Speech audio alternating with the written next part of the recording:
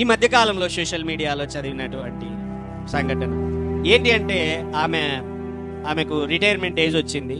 Age వచ్చినటువంటి తర్వాత వాస్తవంగా జరిగిన సంఘటన. రిటైర్మెంట్ ఏజ్ వచ్చిన తర్వాత రిటైర్మెంట్ అయ్యే రోజు వచ్చింది. అది జిల్లా పరిషత్ ఆఫీసు, అక్కడ మహారాష్ట్ర వైపు, అక్కడ జరిగిన నార్త్లో జరిగిన సంఘటన. సో ఆమె పేరు అయితే నాకు గుర్తుకు లేదు.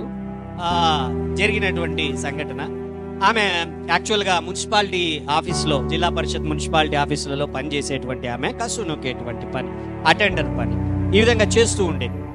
సో ఆమెకు రిటైర్మెంట్ అయ్యే రోజు వచ్చింది.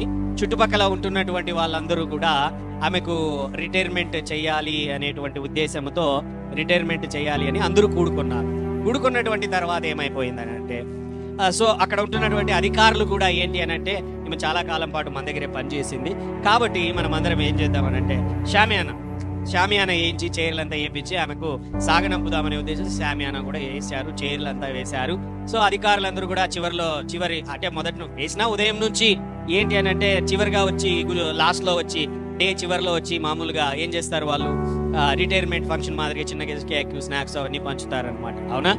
వెంటనే కొద్దిసేపు ఆ ఎండింగ్ వచ్చేసరికి ఏమైందంటే, ఒక కార్ వచ్చి నిలబడితే కారులో నుంచి వేరే డిస్టిక్ ఎస్పీ వచ్చి ఆడ నిలబడుకోని ఉన్నాడు. హల్లెలూయా.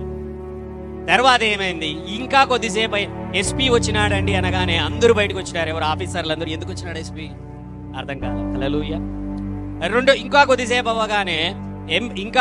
అవ్వగానే ఎండిఓ, ఎవరు, మండల్ డెవలప్మెంట్ ఆఫీసర్, ఆయన కూడా ఇంకొక కారులో దిగాడు. హల్లెలూయా. ఇంకా కొద్దిసేపు అవ్వగానే ఆ ఏరియాలో పెద్ద బిజినెస్ మ్యాన్ బెంజ్ కారులో దిగాడు. వీళ్ళకి గవర్నమెంట్ కార్లు, ఆయనకు ఓన్ బిజినెస్ మ్యాన్ కాబట్టి బెంజ్ కారులో దిగాడు అనమాట. పోలీసు వాళ్ళు కూడా వచ్చారు.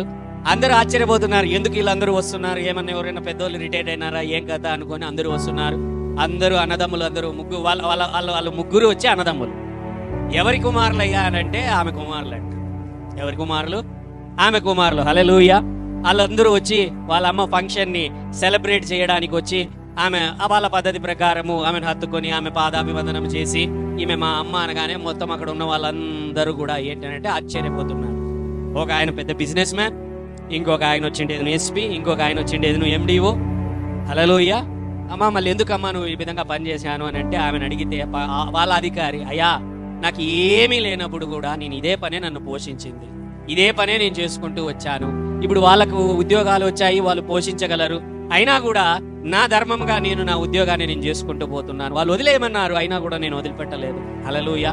ఆ తల్లికి గర్వకారణం పిల్లలను బట్టి. ఎందుకు ఈ మాటలు చెబుతున్నానంటే, పిల్లలంత పొజిషన్లో ఉన్నా, తల్లి అంత పొజిషన్లో ఉన్నా అంటే దేవుడు తక్కువ స్థాయిలో ఉన్నటువంటి వాడని కాదు. అయితే ఘనత ఎవరికి? తల్లికే కదా, ఆ ముగ్గురిని బట్టి. హల్లెలూయా.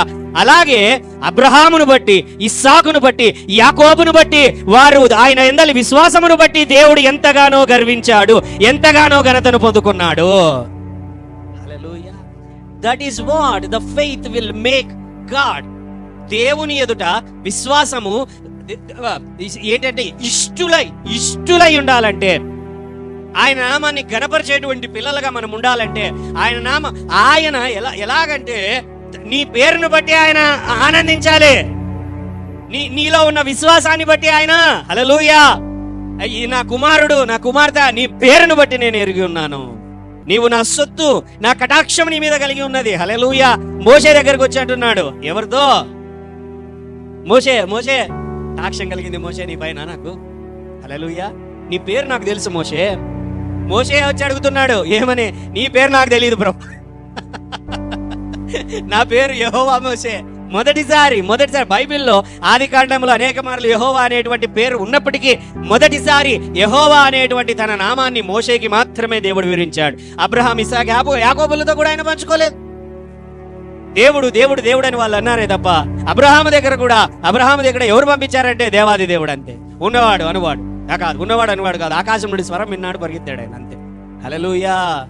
అయితే మోషే సమయంలో మాత్రమే నేను ఉన్నవాడను మోషే, ఎప్పుడు మీతో కూడా ఉంటాను ఐయామ్ ఎప్పుడు ఎప్పుడు ఎప్పుడు మీతో కూడా ఉండేటువంటి దేవుడను అని ఆయన సెలవిచ్చాడు. 1000 మంది ఉన్నారనుకోండి, 1000 మందిలో ఆయనకి ఎవరు ఇష్టలు అని అడిగితే 1000 మంది ఇష్టమే. హల్లెలూయా. ఇంకొంచెం ఇష్టంగా ఉండాలనుకుంటున్నావా? ఆయనకి ఉండాలనుకుంటున్నావా లేదా? ఎంతమంది ఉండాలనుకుంటున్నారు ఆయనకి కొంచెం ఇష్టంగా? హల్లెలూయా. 1000 మంది ప్రార్థన చేస్తాడు. 1000 మందికి ఆయన కనికరం చూపుతాడు. ఫాస్ట్ గా కనికరం చూపాలనుకుంటున్నావా? హల్లెలూయా. నీ ప్రార్థన పైన ప్రత్యేక కనుదృష్టి పెట్టాలనుకుంటున్నావా? హల్లెలూయా. విశ్వాసము. హల్లెలూయా. నీలో ఎంత విశ్వాసం ఉంటే నువ్వు ఎక్కడో ఆ చివరిలో ఉన్నా కూడా, 1000 మంది చివరిలో, 10,000 మంది చివరిలో ఉన్నా కూడా నీ విశ్వాసము ఆయనను ఆకర్షిస్తుంది. నీ విశ్వాసము ఆయనను హత్తుకుంటుంది. హల్లెలూయా.